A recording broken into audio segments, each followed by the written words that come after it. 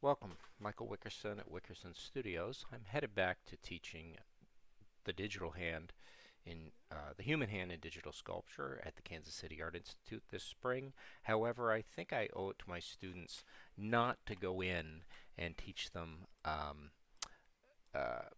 basically how to go in and what I used to do was go in and teach curves and go right down this list and teach them how to make all these objects and then teach how to make all these surfaces in the Rhino window. So you could go in, um, you could use your icons over here, or you could go in a curve, you could select objects, single point, and you could put that point in the page.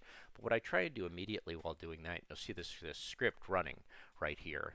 And it's actually running through a C# node that's created, and it's the most basic use of AI I could possibly imagine to get people thinking about it from day one.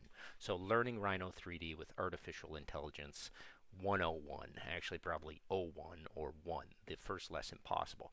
The other thing people have done is they've gone in and they've very quickly realized in vector tab you can create a point. That point can be made parametric through number sliders. They learn this very quickly and they can output a point to a container. And there you have a scripted component that's off the shelf in vanilla Grasshopper. This is under params. This one's actually under vectors. And then you've got the ability to play with that point over here and move that to wherever you want within the screen. And of course, if you start to put that through some of these funky algorithm I have here to make things move and dance a bit, that's not too hard to do as well. So I'm just kind of hooking up for an algorithm here, and then what I'm basically doing is taking all that geometry and taking it to bake so you can see how you can play off of scripting this. But that's not AI yet. That's just working through modeling, static modeling in Rhino to parametric modeling in Grasshopper. But what I want to do is get people scripting in C#. So when you double click here, they'd have to write a script. And this is where people stop. Students just say, no, I can't see visually what I'm trying to build over here in this interface. It doesn't make any sense to me. So what they've done and what I've done is I'm going to hand feed them this C# script. I'm actually going to hand feed them the script to actually load directly to wherever they want within their directories. This script Parasite, which comes as a plugin off of the package manager. It's script Parasite. You can bring it in, you can enable it, you can hard code in the folder you want to save things to. But as long as you've grouped your C# script with this, so you select this one and you've shift selected that one and you've gone to group, and then what I've done is just made it so it's rectangle. You could do blob outline as well, it wouldn't matter. But don't use box outline, otherwise it makes it look like everything else is involved. So these two are in cahoots, and whenever I hit true here, this will bake over to my directory, and I will have a C# source file, which will go hand in hand with the Grasshopper doc. You can use one Grasshopper doc to have tons of these in here. You just have to make sure that you're grouping on and off whatever you're trying to make. So I'm just going to go here and I'm going to reset. I think my algorithm's still going. I have this small little engine algorithm that I like to play off a sine and cosine and the addition of sine just to get some point control. So I'm just going to reset that. And you can see that it's generating that point, whatever script is in there. And actually, this is just a kind of fun trigonometric script for baking and drawing. So you don't have to do that. You can actually sit in here and do what I did on the point node and just have X, Y, Z and have your bakeable component here that if I slid it in this direction, it would bake and you get all your points. And if you wanted to put it up in the Y, and you can see how it's kind of a video game, and up in Z. You could draw this out and you can make geometries from those points. And I'm using another plugin, or I pulled it off. It's baked geometry, not hard to find. And sometimes I like to have a button on here, so I have to hold down the button when I want to bake. That way it's not baking every time. You know, I can bake there, then I can move it, and I could do something else. So pretty simple to start. I am going to take the bake to true. I'm going to let that kind of generate. And what happens is when I hit true over here, it will make that file that I can open over here. I can go into human hand and digital sculpture. I can go to that single point node, and I can open in Visual Studio Code, which is on my other screen. I'll pull it down here, and there it is. Now, if this happens, and you actually which I'm going to try and get my students to do because it's time to partner up. And I know there's a small fee, $10 a month, but for what you can actually start doing with basic code and script is get yourself GitHub Copilot.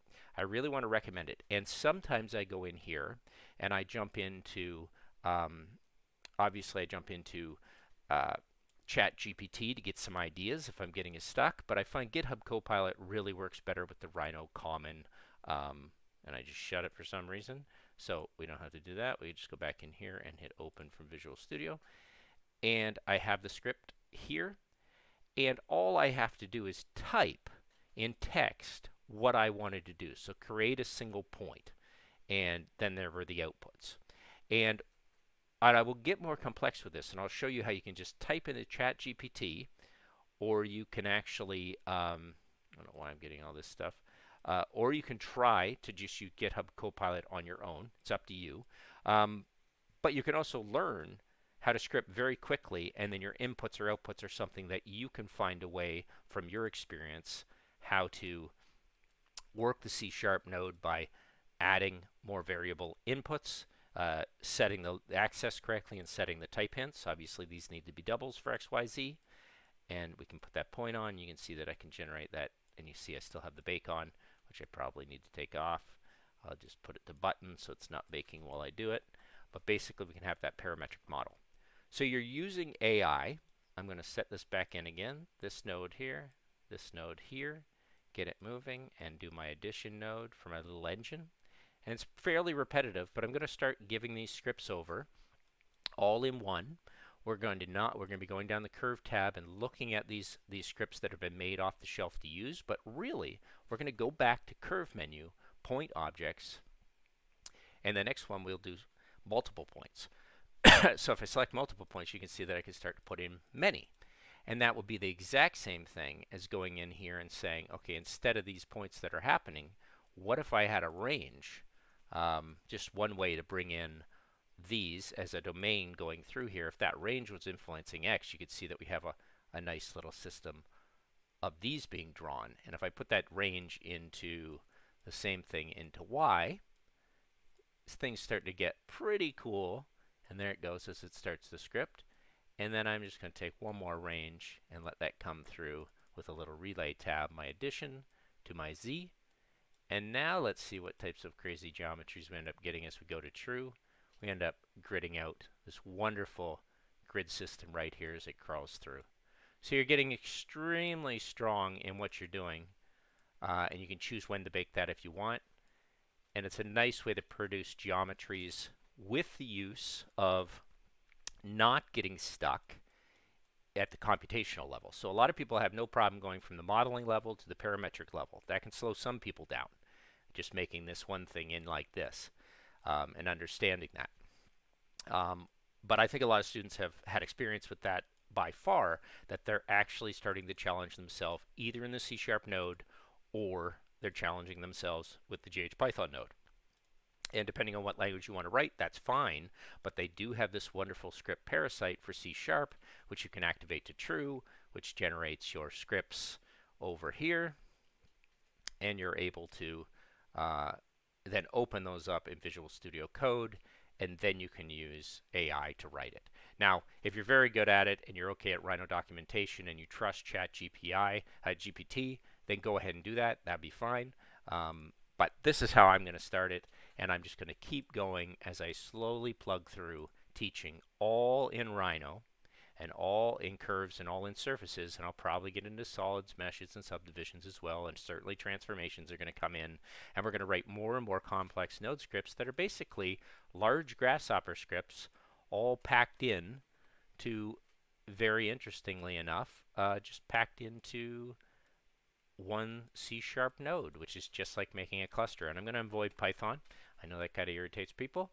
And if I do any lines, I'll probably use a very low number of side pipe mesh with a small radius, and that way I can do the same, and then I can pull this out and have this be generated as geometries coming from lines that I want to make into fast surfaces, fast meshes. So very powerful tool. That's a long talk about nothing, but that's where I'm going, and that's how I'm using AI to teach Rhino this fall. So I will stop streaming, and I will stop recording.